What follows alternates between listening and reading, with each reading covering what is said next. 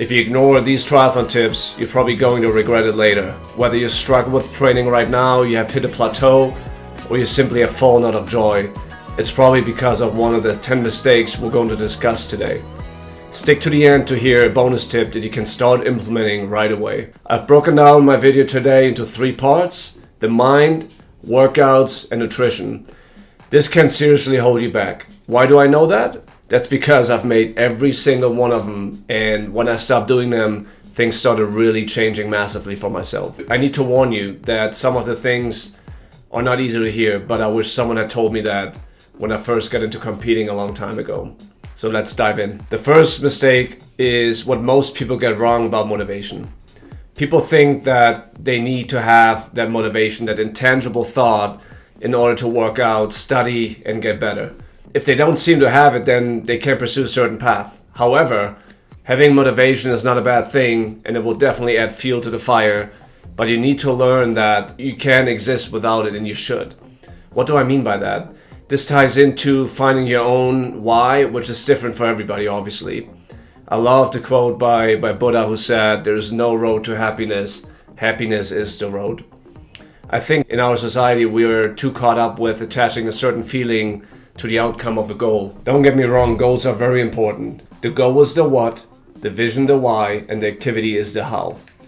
We as humans need goals and visions. It makes us feel alive. We constantly evolve. However, a lot of people think that once they reach that finish line of their first triathlon or compete at an Ironman or their first marathon, it will magically make their problems go away. It may go away for a couple minutes. You got that rush of dopamine. You're extremely happy having reached that finish line, but let's be honest, there is no finish line in life. You need to embrace the journey and almost surrender to the outcome. Ever since I stopped setting these time goals for myself, I train and race with so much more ease and joy. Back then I would have these targets in mind while training, and if I didn't get that target in that particular session, I would get depressed and angry for a while. My entire identity was wrapped around these mini targets day in and day out. For instance, I need to run a 7:30 mile pace today for 60 minutes straight in order to run a 7-minute mile pace in competition. Lunatic. For the most part, I did not enjoy those workouts at all. It became a drag. All my mom was doing was comparing to other people, to my past performance. I was being too aggressive around those goals and getting angry at myself when I wasn't able to hit those targets. Instead, what I found for myself that really worked well was, yes, set your goal.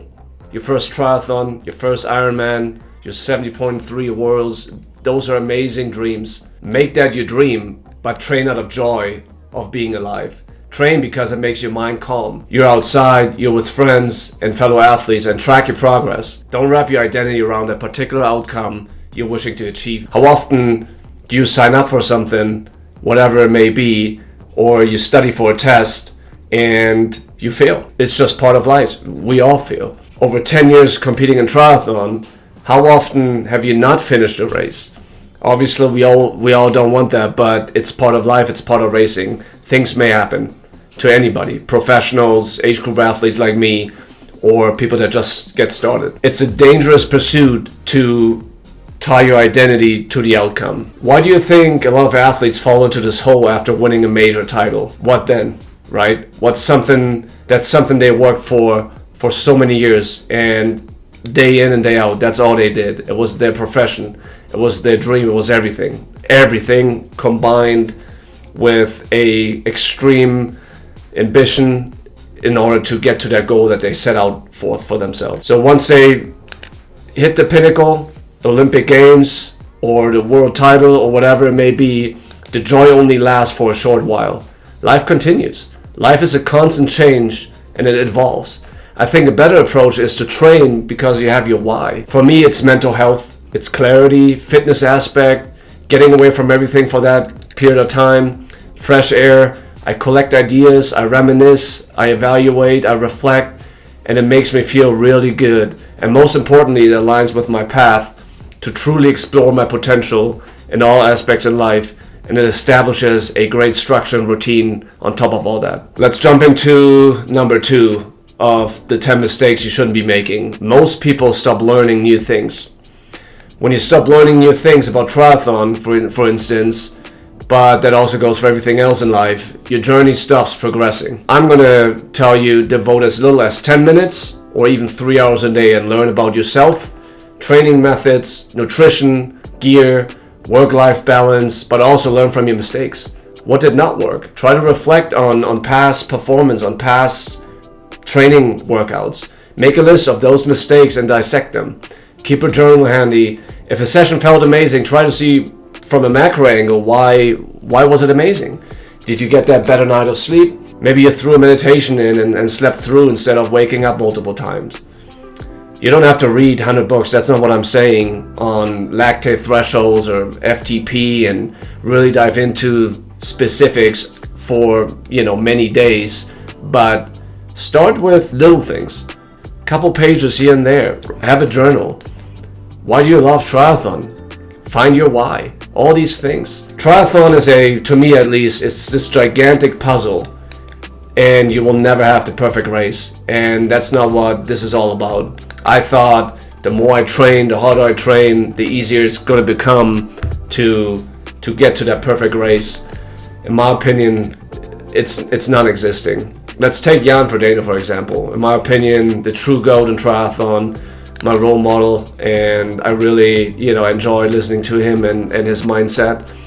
And he always claimed he never had that perfect race. He said he was close to it, but he always found something that didn't work out or that he struggled with. That guy, for instance, trained his entire life. That was his job, that was his calling. Day in, day out. Hundreds and thousands of hours in total. What makes you think that you can have the perfect race? Imagine you have that perfect race for 1 sec. Everything went well, no improvements necessary. You win the race, crushed it. What then? Are you done with the sport? A race is only, let's say, between an hour and 18 hours, right? Between sprint distance and Ironman. But how many hundreds and thousands of hours are you training to get to that finish line? That in itself is what this journey is all about. The side effect of learning has a psychological benefit on top of all that. The good feel chemicals are being released, dopamine. However, they simply stop flowing if you don't further your education. Training gets mediocre and repetitive. You become mechanical and robotic. Me, for example, I hate doing the same thing week in and week out. Don't get me wrong, I have a system, I've got a certain routine, but within that routine, I change things up. For instance, if I jump on my bike, I do all my training indoors. I have a podcast ready. I may write a script for a video, or I simply stare at a wall and think about the day and try to be thankful. There are different methods that I'm implementing. I have longer sessions, shorter sessions, recovery sessions. There is no same workout every single week. Change it up and see how it goes. Let's jump into mistake number 3, setting your goals too low. This section ties into my first point about how motivation comes and goes and is a limiting factor when it comes to pursuing big goals. I'm a huge fan of David Goggins, who accomplished, in my opinion, the impossible. He was anything but talented and gifted, yet he completed in a ton of ultra endurance races throughout his career. Have you ever wondered how someone like that came from nothing, obese, no athletic background, mentally drained, was capable of becoming a SEAL, completed these grueling races and changed his life around? His underlying philosophy that really resonated with me and changed how I started approaching everything in life, especially in triathlon, is that setting higher standards for yourself, and that will result in you reach areas in your life that you didn't know were possible. Over the last 5 years, I recognized that my limits were all self-imposed. When I thought I couldn't possibly achieve it, whatever it was, I would fail.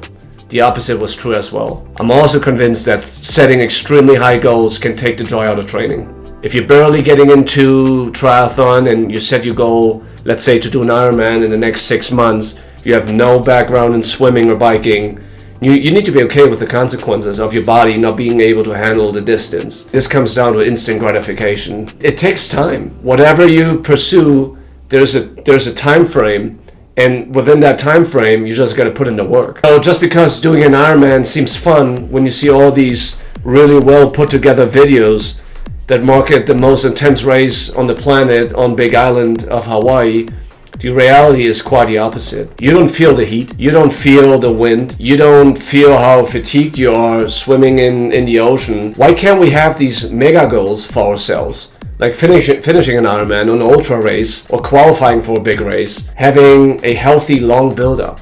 That's my message. But why do we have to put our minds into this crazy space of we need to achieve this Ironman in the next 8 months? This is a long build-up. Why does it have to be next month? So YouTube videos with the title "Did a Marathon Without Training" I always laugh, and I always wonder, like, who gives a damn? That person must have missed the point of putting in all the hours in the process and change himself and really become a different person almost, and really understand the psychological aspect, physiological aspect of what it takes to run a marathon. It's about the pursuit and who you become in the process. I think, in my opinion, people stop pursuing goals when they're set for a relatively short period of time. What I've learned from Goggins and other endurance athletes is that our minds are capable of reaching further than we ever thought possible. When we set goals, we must set our standards high. I love this quote by Norman Vincent: "Shoot for the moon, even if you miss, you'll land among the stars." Let's jump into number 4 of mistakes you shouldn't be making.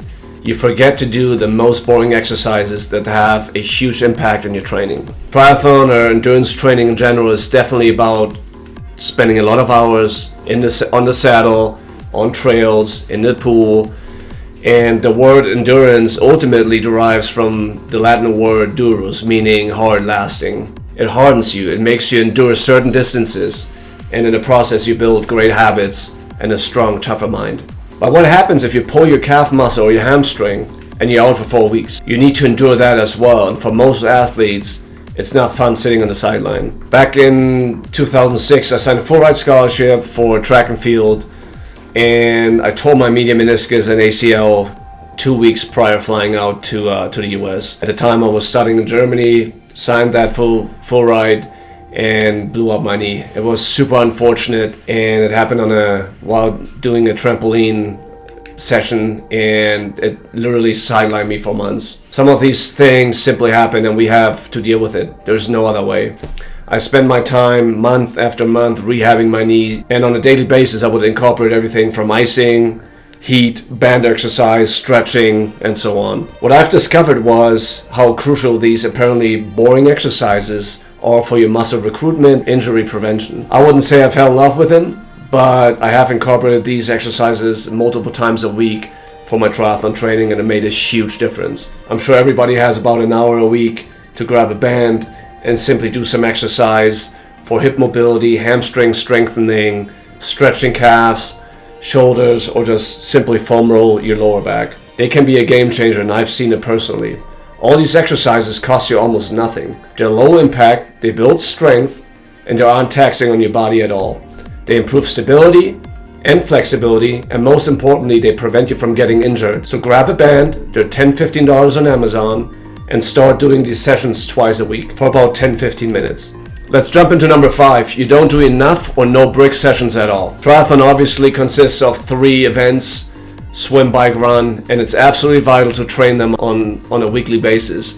But what I've found is not having done enough brick sessions can really have a negative impact on race day. The first break that we encounter is going from a horizontal position in the swim, where all your blood is going to your upper body, to the vertical position on the bike, where all your blood is basically needed in your legs. That's quite the opposite, and the body has to handle it. It's a very strange feeling how your heart rate spikes when you start running towards your bike in transition. What I found extremely helpful is incorporate more kicking during the swim practice, but also add a few swim, bike, brick sessions into your training. For some reason, I don't see many papers or in general videos on swim, bike, brick sessions. The best workout I've ever done as far as swim, bike, brick was a 3x10 minute swim followed by a 10-minute bike ride. I went to my local gym, swam for about 10-15 minutes, got dressed very quickly, and hopped on a stationary bike. I have not had the luxury, unfortunately, of bringing my tri bike to the pool yet, but it's definitely in the planning. What I would do at least is go to the pool, swim about 10 minutes, go on the bike, do a couple intervals, go back dressed up, swim again, and at least so that you have a little bit of an experience what that's like. Try it out and please let me know in the comment section what you think. Obviously the second break is from biking to running. And if you've never done a multi-sport event before, your body won't be used to the feeling of doing multiple disciplines. I remember very vividly my first triathlon in 2017. It was an absolute nightmare. Besides being late for the swim start because I forgot my goggles in my car, I remember how fatigued I felt coming out of the water and hopping on the bike. I was thinking to myself, how on earth am I going to finish this bike leg and top it off with a 10K? It wasn't a pleasant feeling at all because I hadn't really focused on brick sessions while training. You need to acclimatize your body for this type of stress and also get accustomed mentally to running with legs that don't feel like they belong to you. During the build phase, I do a minimum of 1 brick session a week. Brick sessions have many benefits, not only for race day, but also for developing your endurance and general fitness. You will also be able to do a longer session without feeling bored. The mind will get used to not stopping after riding your bike. For beginners, what I would recommend is do an hour to 2 hour bike ride followed with a 15 to 20 minute run. You can increase your run time by about 10% week over week. Build up slowly and don't forget to fuel. What I always recommend is have a gym on you while running and water up before you hop on the bike. Mistake number 6. A lot of triathletes train too hard day in and day out and never varied intensity. One of the biggest mistakes triathletes, including myself, have made is training too intense on too many days back to back throughout the week. I know there's a thrill and a satisfaction, thus dopamine rush, crushing a great session and setting personal best, but in the long run, it's gonna hurt you mentally and physically. The longer we do something, obviously, the better we get. However, your ego might be in the way of truly unleashing your potential. Ask yourself, if you think you train too intense all the time, why is that? Is it because your coach has given you workouts, training in zone 3 to 5 at all times? I remember signing up for private coaching, and after about 3 weeks into it and coming out of off season, he had me do 16 by 50 meters in the pool all out with 30 seconds rest. In my opinion, absolutely unnecessary, too early into base training. I ended up with a stiff neck for 5 days. Had to visit a chiro, spend money there, and eventually we parted ways. I guess at the time when I looked at it and I did it, I didn't want to question him. He had about 20 years of experience, and I just did the session, but looking back, it was, in my opinion, it was the wrong thing to do. Ego. We all have one. To best illustrate how it looks like, just walk into a mainstream gym and you'll see how people throw weights around without any decent technique. That translates directly into the sport of triathlon. Obviously, the more the better, the more intense, the higher likelihood of getting to your goals, right? And little anecdote, I grew up in East Germany under a sports system that was there to bolster East Germany's state image and prestige by winning medals in international competition. When the wall came down in 1989, I was 6 years old. I didn't really train under that system, but I definitely had coaches after entering track and field that had the same approach pretty much. A lot of athletes during that time got burned, overtrained, injured, and only the toughest would survive. Sports science has definitely evolved. We understand now that a 80-20 rule is probably a better approach. What's 80-20? I want to illustrate that with Kipchoge's training. He accumulates hours and hours of low intensity training, zone 2. If someone who's capable of holding a full 30-mile pace for a 2-hour marathon and runs a 7 to 8:30 minute mile pace most of the time in practice, then that should teach us that we should spend relatively little time at higher intensity. If Kipchoge, who is one of the all-time greats in marathon, does this approach, then I think there's definitely something to it. Let's dive into mistake number 7 that I see all the time: buying too expensive gear thinking it would make you faster. This is a very good one. I remember being at a triathlon store in California back in 2017. I was looking for a new pair of running shoe. A lady walks in saying, and I overheard her talking, she wanted to get into triathlon, had no experience, and her budget was $10,000. She basically wanted to acquire an entire package of triathlon gear and equipment without really knowing if this was for her. I guess it's a very unique way to get into the sport, but in my opinion, doomed to fail most of the time. Don't get me wrong, I'm all about marginal gains, but I'm also of the opinion that if you don't put in the time on the bike, for instance, buying a 12 grand bike with all bells and whistles won't have a huge impact on your performance. I'll make a separate video really diving into the specifics of what triathlon actually costs for beginners and age group athletes. Before buying anything new, I do the following. I always ask myself, number one, can I afford it in cash? What's the actual gain over a cheaper product? I Google around, I do my research. Is it practical, and what are the advantages of that particular gear? Would a cheaper version get the job done as well? I want to give a very good example that has been a game changer for myself. I love technology, which has a ton of advantages and applications for our daily lives. And specifically for my bike back then, I upgraded from a manual shift to electronic. It's a simple click, the bike shifts, it's fast, reliable, and as long as you keep track of charging the battery, it's totally fine. So the bottom line is, when you start off, grab a cheap bike and learn how to install an aero ball. Train and race one entire season and figure out if you want to remain in the sport. If that's the case, slowly upgrade to products that are practical and resonate with you. Number 8, getting to the race venue without having experienced any open water swims. What I've seen over the years is that people train in the pool and show up without any experiencing swimming in open water. Besides, it's quite dangerous, it's just not fun at all. And if you have no clue how to sight correctly, be comfortable in the water, you end up swimming 1.5 times the distance because you get lost and you can't swim a straight line. I've seen it multiple times and I've done that mistake myself. My personal challenge here in Colorado is that most lakes don't open up until beginning of June. It's simply too cold. What that means is, if I wanted to race in June, I have literally not swam in open water at all. What has helped me is I go to the pool, put on my wetsuit, and swim 2x1,000 or 3x1,000 and practice a quick transition. Just get used to putting your wetsuit on, taking it off, swimming in it. It's quite different than swimming in your shorts.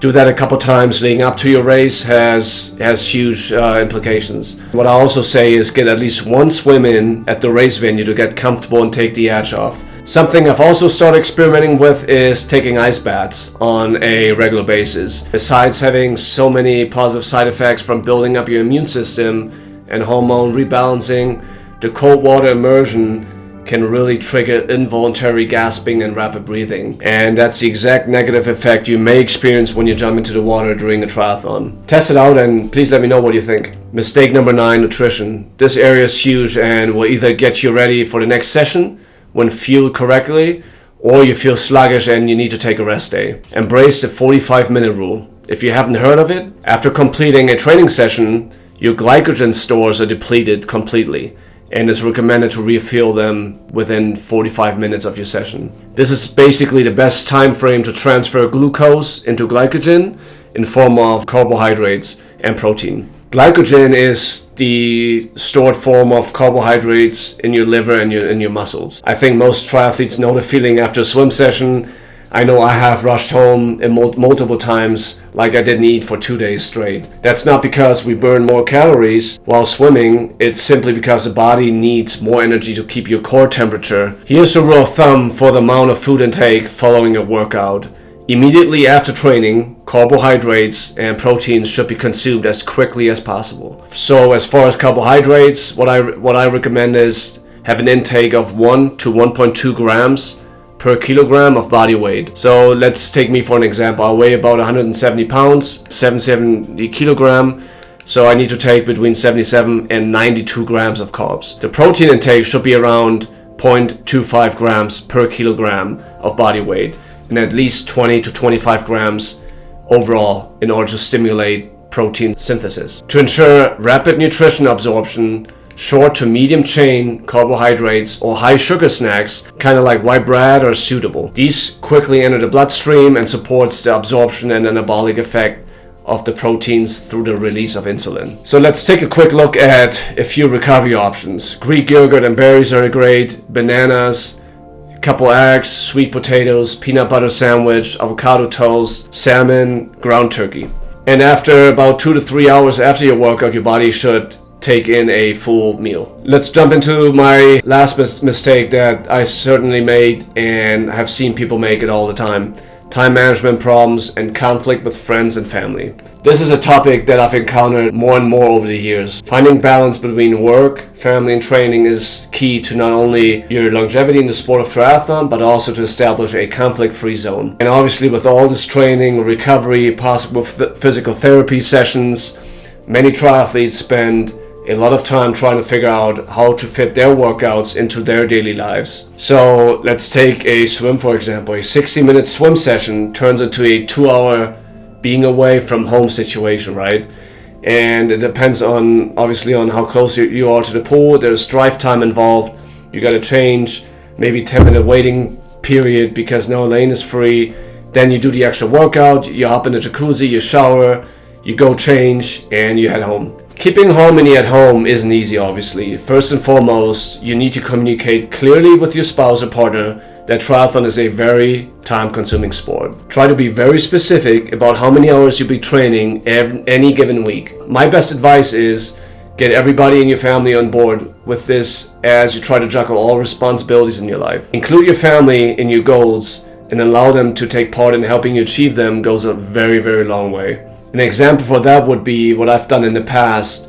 I would go out for a run and I would meet my family at a specific spot for a picnic. Planning ahead and including them will help avoid comments like, all you care is your training. What has been a game changer for me is getting my workouts done while they're sleeping. I'm not a morning person at all, and leaving the house when it's -10 outside and dark is the worst part for me, but I found that by doing that, there's plenty of family time left in the day. And here are a few quick tips. Be flexible, meaning if you have to shuffle workouts around or you have to cancel because of family commitments, don't sweat it. Life happens and won't have an impact on your race or fitness at all. Number 2, set your goals. Sit down with your spouse or partner and talk openly about your upcoming sessions. Number 3, schedule everything out, from grocery shopping to picking up your kids to doing laundry. Try to utilize a calendar and stay organized. We all have smartphones and it's as easy as download a calendar, jump on Google and just put in your time slots and share with your significant other. It definitely avoids conflict in the long run. Number 4, the 2 magic letters. Learn to say no. Stick to your routine and don't give in. Number 5, don't forget to have fun. That's my mantra in my triathlon journey. Workouts shouldn't feel like running errands or checking a box just to get it done. Be present and embrace it. And lastly, this is my bonus tip. One of the most powerful and often underutilized recovery tools is, you got it, sleep. Sleep is a biological necessity. Your brain and your body expect that sleep, and they expect it each and every night. Stephen Walker, a sleep researcher, puts it like this. He uses a term called sleep debt, and this represents the mismatch between your actual sleep need and how much sleep you've been getting, and specifically the circumstance where you haven't been meeting your standard biological sleep need. It's like compounding interest on a loan, for instance. It keeps accumulating. You can't stop it. And that's why regularity is so critical. A good night of sleep can have a way bigger impact on your recovery and overall health. To create a list of why sleep is so crucial would be endless, but here are a few tips that have helped me over the years to get to a better sleep. Number 1, find a routine. Your body's internal clock follows a specific sleep-wake cycle. Going to bed late and wake up early one night throws your circadian rhythm off balance. Number 2, cut the late night cardio. An intense session too close to bedtime can make it harder for the brain to wind down. I remember doing intervals late at night on a treadmill and I couldn't sleep until 2 a.m. and I've always wondered why. Aim to finish your workouts 3 hours before bedtime. That's, I think, a good rule of thumb. Number 3, reduce caffeine intake. Me, for example, I'm very sensitive to caffeine. I don't drink coffee or any caffeine beverage afternoon, for instance. Number 4, tamp down on alcohol. It may make you relax, but too much can have a negative effect on your sleep. I think we all experience that at some point. It kind of gets you in that little sleepy mood, but the REM sleep, that really deep sleep, does not happen when you have alcohol in your system because your body is using all its energy to get rid of the toxin. Number 5, leave time to unwind. create a relaxing atmosphere and avoid being on your laptop or TV right before bedtime. I love to call it a gadget-free zone. So when you go in your bedroom, leave all your gadgets outside. No laptop, no TV, no phone. It's gonna take a while to get used to doing that, but I promise you the effect is gigantic. That wraps up this week's video. I really hope you enjoyed it and took some valuable lessons with you. Feel free to share your stories in the comment section. I'll read them all, I promise. Take care, so long, you're Christian.